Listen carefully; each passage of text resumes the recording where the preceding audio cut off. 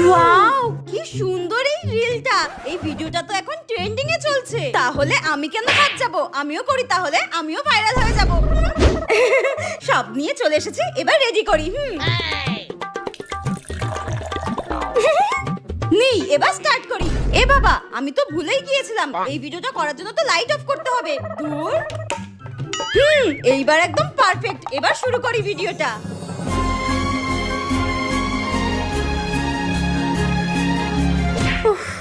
হ্যাঁ, এ কি?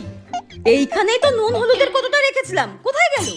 আরে, এদিকে আমার তরকারি পুড়ে যাচ্ছে। নিশ্চয়ই টেপির কাজ, ওকে দিয়ে বিশ্বাস নেই। গিয়ে দেখি তো একবার।